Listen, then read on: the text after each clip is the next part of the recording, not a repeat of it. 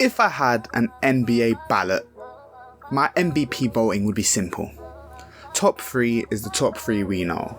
Luka Doncic, Shai Gilgeous-Alexander, Nikola Jokic, in no particular order. 4th would probably be Giannis Antetokounmpo. But 5th would have been Jalen Brunson. Take Embiid, 2 to shoot. Brunson gonna have to. Brunson running away. Oh my!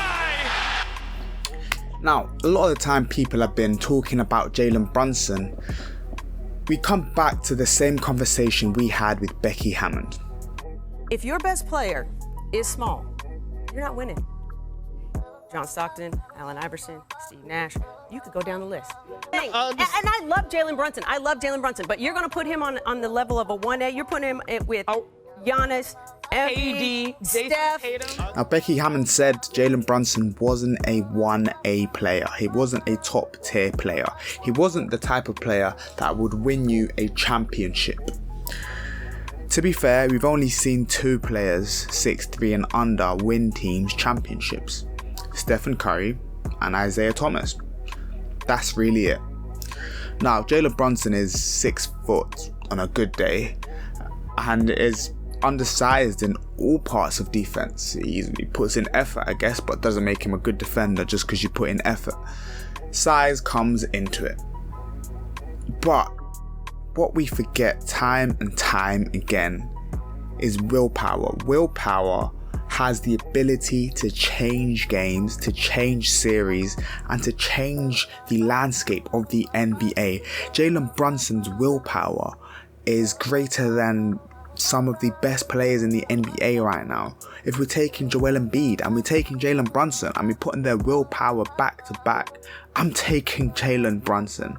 Right now we're in a series between the Sixers and the Knicks. Currently 3-2 to the Knicks. I think the Knicks did badly to lose in a game where Joel Embiid shot terribly, and that's going to come back to bite them. But right now we can see that the Jalen Brunson experiment is working without Julius Randle.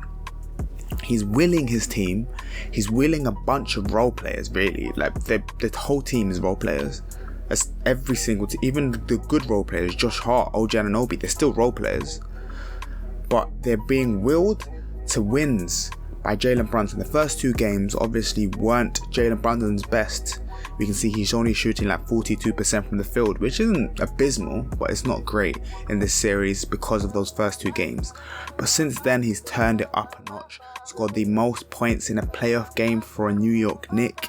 He's doing things we'd never expected of him when he was first drafted by the Dallas Mavericks.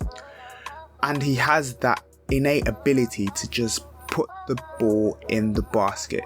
His layup, somehow you can't stop it despite being 6'11", however tall players are next to him.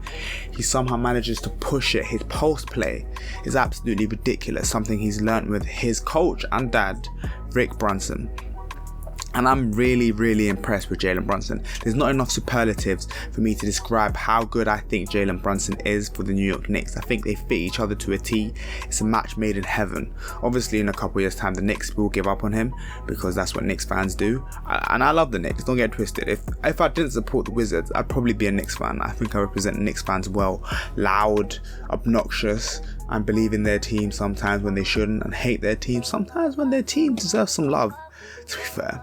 But I like the construction of this team. I think if they go past the Sixers, they can push on to play. Who they play after this? The Bucks or the Pacers, I believe.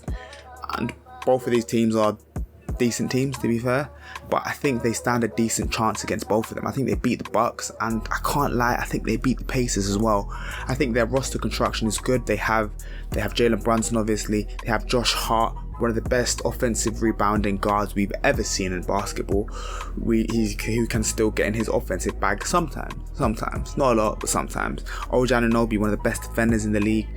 Donte DiVincenzo, big shot maker. We saw that in Villanova. We see it now as well. We saw it in Golden State last year. I told people, if you opened your eyes, you would have seen how good he was last year. Donte DiVincenzo. Isaiah Hartenstein, one of the best NBA role players we currently have in our game today. And I think the roster construction is truly, truly fantastic. Ultimately, it will come down to, like playoff games often do, the superstar and the B player.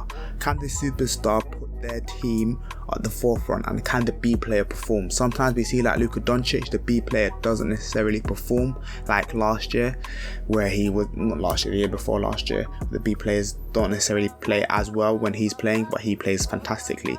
If we can get a fantastic game from Jalen Brunson, and we can continue to see the defensive capabilities of OG, we continue to see the great hustle play, the everything, the switchblade over Josh Hart, we can see some fireworks. But for me, Jalen Brunson, this season at least, top 5 in the NBA. Like and subscribe, and see you man in a bit.